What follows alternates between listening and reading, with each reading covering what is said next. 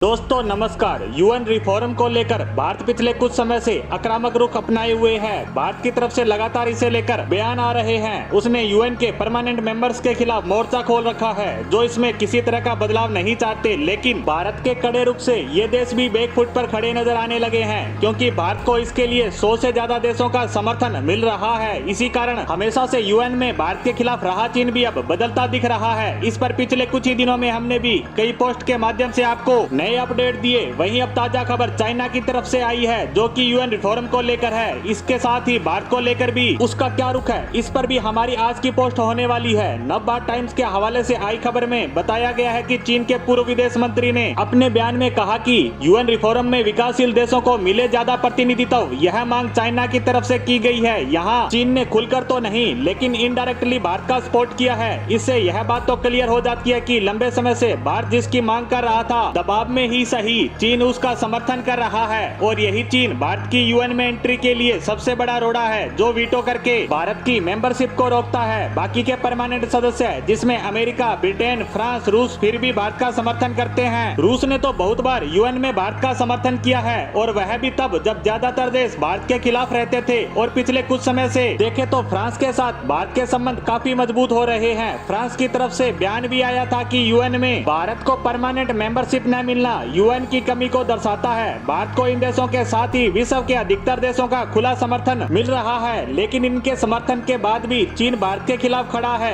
क्योंकि उसे डर है कि अगर भारत यूएन का परमानेंट मेंबर बन गया तो एशिया में उसकी दादागिरी नहीं चलेगी। लेकिन यूएन में रुचिरा कंबोज और प्रतीक माथुर के बयान के बाद चीन का रुख बदलता नजर आया। ऐसा होने का कारण यूएन रिफॉर्म को लेकर भारत की आर या पार की लड़ाई है। जिस तरह से भारत की तरफ से आक्रामक बयान आ रहे हैं, उन सब के चलते किसी भी देश का भारत के खिलाफ खड़े रहना संभव नहीं है। वहीं अब चीन को भी समझ आने लगा है कि अब बात बदल गया है। वह अपने इंटरनेशनल कनेक्शन को काफी ज्यादा मजबूत बना रहा है। इसी के साथ भारत की वर्तमान विदेश नीति को समझना आसान भी नहीं है। इस समय भारत एससीओ व G20 की अध्यक्षता कर रहा है, जिसे वह काफी बेहतरीन तरीके से मैनेज करने में लगा है। इन्हीं सब के चलते भारत विश्व में अपनी पेट को मजबूत कर लेगा। सदा सफेद झंडे के नीचे रहने वाला भारत अब बदल रहा है। वह दुनिया भर में अपनी धाक जमा चुका। रूस से क्रूड ऑयल ट्रेड पर ही बात कर लें, यूरोपियन देशों सहित अमेरिका के भारी दबाव के बावजूद भारत खुलेआम बिना किसी डर के ट्रेड कर रहा है, जिसका ये असर है कि अब ये यूरोपियन कंट्रीज रूसी तेल बाहर से रिफाइन होने के बाद खरीद रहे हैं। ऐसे ही अनेकों उदाहरण भारत के रुतबे को दर्शाते नजर आ जाएंगे।